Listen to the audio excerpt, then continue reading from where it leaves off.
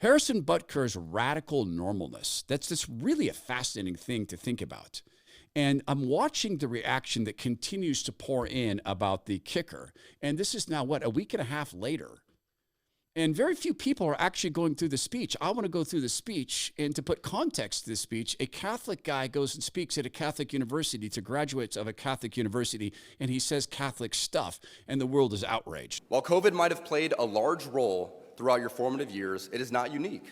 Bad policies and poor leadership have negatively impacted major life issues. Things like abortion, IVF, surrogacy, euthanasia, as well as a growing support for degenerate cultural values in media, all stem from the pervasiveness of disorder. Our own nation is led by a man who publicly and proudly proclaims his Catholic faith, but at the same time is delusional enough to make the sign of the cross during a pro-abortion rally. He has been so vocal in his support for the murder of innocent babies that I'm sure to many people, it appears that you can be both Catholic and pro-choice. He is not alone. From the man behind the COVID lockdowns to the people pushing dangerous gender ideologies onto the youth of America, they all have a glaring thing in common. They are Catholic. This is an important reminder that being Catholic alone doesn't cut it. It's also, to me, an important reminder that the Catholic Church is part of the problem. And by the way, Harrison Butker makes this point. See, he criticized his own church. He criticized the bishops and the leaders for not properly leading their flock, and in fact, for some of the scandals that have really, really properly rocked the church. In other words, his criticism may have been most harsh at the body he was there speaking about and for, the Catholic body of Christ. The points he made don't resonate with what I heard this cheerleader say.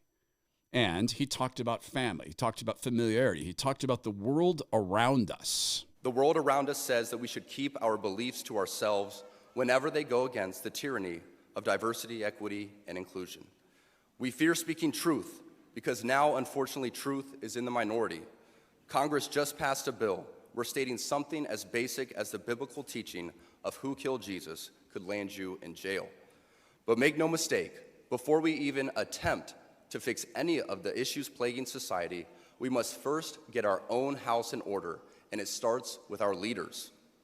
The bishops and priests appointed by God as our spiritual fathers must be rightly ordered. There's not enough time today for me to list all the stories of priests and bishops misleading their flocks, but none of us can blame ignorance anymore and just blindly proclaim that that's what Father said. Because sadly, many priests we are looking to for leadership are the same ones who prioritize their hobbies or even photos with their dogs and matching outfits for the parish directory. It's easy for us laymen and women to think that in order for us to be holy, that we must be active in our parish and try to fix it. Yes, we absolutely should be involved in supporting our parishes, but we cannot be the source for our parish priests to lean on to help with their problems. Just as we look at the relationship between a father and his son, so too should we look at the relationship between a priest and his people. It would not be appropriate for me to always be looking to my son for help when it is my job as his father to lead him. St. Jose Maria Escriva states that priests are ordained to serve and should not yield to temptation to imitate lay people, but to be priests through and through. Tragically, so many priests revolve much of their happiness from the adulation they receive from their parishioners, and in searching for this, they let their guard down and become overly familiar. This undue familiarity will prove to be problematic every time because, as my teammate's girlfriend says, familiarity breeds contempt. Of course, that's a clever reference to Taylor Swift. He risked a lot. Speaking at a Catholic university, he took on the Catholic power structure. That is not part of the discussion for the cheerleader or for the media, a media who hates the Catholic Church, a media who does everything they can to tear the Catholic Church down at every opportunity they have. See, that's a speech that is, in fact, risky. What the cheerleader did doesn't involve any risk because it's brave and it's stunning and she's speaking truth to power. But the Catholic Church is a powerful organization. In the case of Harrison Butker, it's his church. He could be excommunicated. Now, he's probably not going to be, because figurehead Biden, Nancy Pelosi, they've not been excommunicated. But somehow that part of the speech has not made it into the reviews. I believe he speaks with love. After all, the wounds of a friend, right? A true friend will tell you the truth wrapped in grace, even if that truth is you are far, far off course. Harrison Butker did that to the church body he loves. We would be better off if more people were willing to do that to the church body they love, or in fact, even the political party they follow. I am so often the recipient of emails from people saying, why are you so hard on Republicans? Get on the team. This was particularly true back in the local radio days, where people would say that to me on a pretty continual basis. One of the things that he talked about was the church must be different than the world. Now, of course, this isn't going to get focused on either.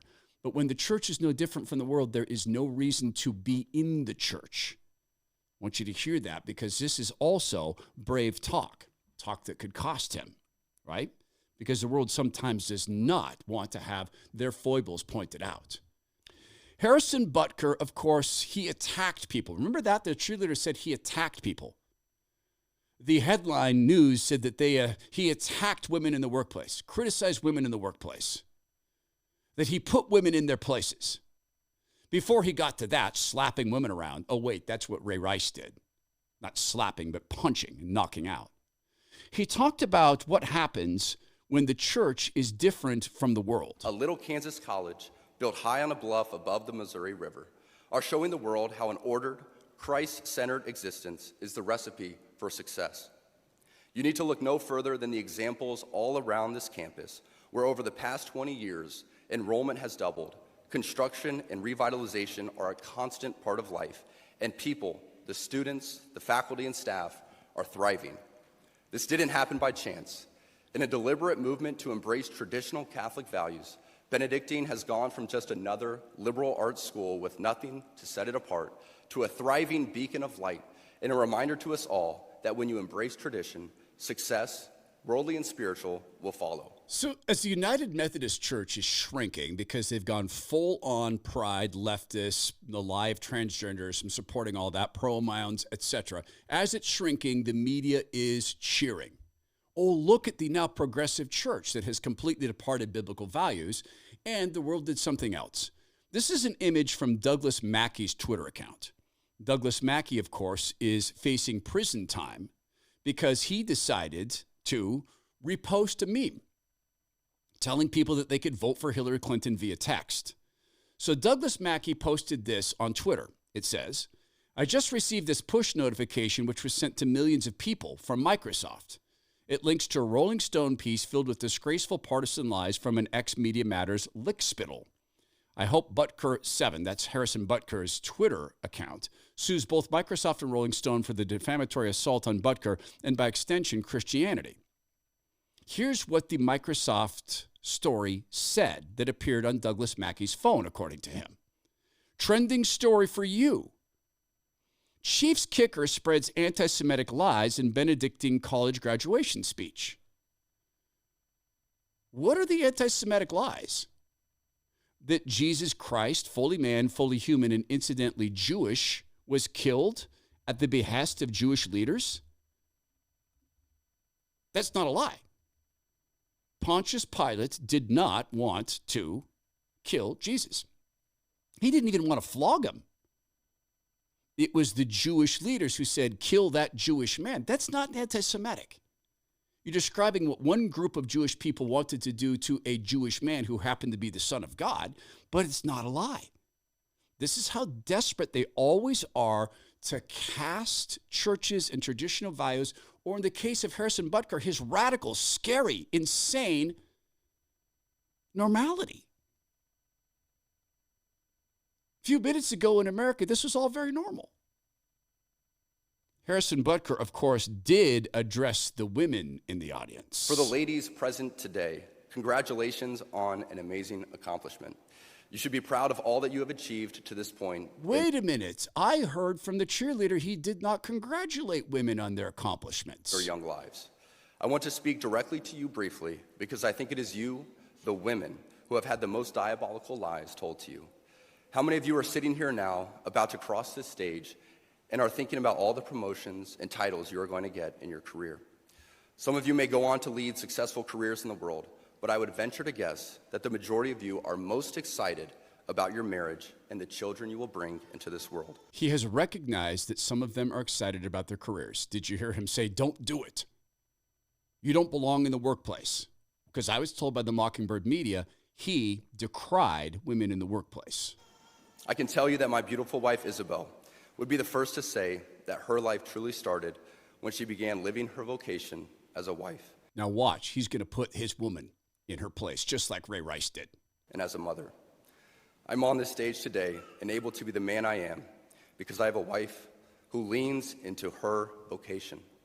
I'm beyond blessed with the many talents God has given me, but it cannot be overstated that all of my success is made possible because a girl I met in band class back in middle school would convert to the faith, become my wife, and embrace one of the most important titles of all, homemaker. Man, he put her in her place, baby. Got to use some hand with the women. Those women are speaking up. You got to use some hand. The words of that cheerleader. She said, watch the 20-minute speech, and I bet your jaws will drop to the floor. Because he attacked women. He attacked women in the workplace. He put women in their place. Seems to me he put himself in his place. A humble, cheerful recognition that without the love of his wife and the sacrifice she made, he wouldn't be doing what he's doing. Lost in all of this, not necessarily Butker's speech, but the response to it, is how the Lord views a married couple. How does the Lord view a married couple? He views us as one flesh. We are one flesh. This is what the Lord makes us.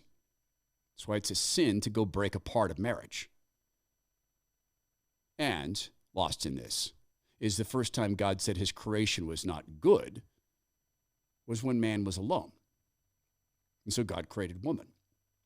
And then applied to her a title God applies to himself. The title of special helper. God so valued women that he used the same description for what he does for us as for what men and women do for one another. The species is incomplete without both. Harrison Butker did then go talk to the gentleman in the audience. To the gentleman here today, part of what plagues our society is this lie that has been told to you that men are not necessary in the home or in our communities. As men, we set the tone of the culture, and when that is absent, disorder, dysfunction, and chaos set in. This absence of men in the home is what plays a large role in the violence we see all around the nation. Other countries do not have nearly the same absentee father rates as we find here in the U.S., and a correlation could be made in their drastically lower violence rates as well. Be unapologetic in your masculinity, fighting against the cultural emasculation of men. Do hard things. Never settle for what is easy. You might have a talent that you don't necessarily enjoy, but if it glorifies God, maybe you should lean into that over something that you might think suits you better. I speak from experience as an introvert who now finds myself as an amateur public speaker and an entrepreneur, something I never thought I'd be when I received my industrial engineering degree. And yet, he is. God calls us to do the strangest things. He called Harrison Butker to do something he never thought he would do, which is be this public speaker. I say this all the time, that iron sharpens iron. It's a great reminder that those closest to us should be making us better. If you are dating someone who doesn't even share your faith, how do you expect that person to help you become a saint? If your friend group is filled with people who only think about what you're doing next weekend and are not willing to have those difficult conversations, how can they help sharpen you? As you prepare to enter into the workforce, it is extremely important that you actually think about the places you are moving to. Who is the bishop? What kind of parishes are there? Do they offer the TLM and have priests who embrace their priestly vocation? Cost of living must not be the only arbiter of your choices, for a life without God is not a life at all, and the cost of salvation is worth more than any career. Harrison Butker's speech is absolutely nothing the media described, absolutely not what the media wanted you to think.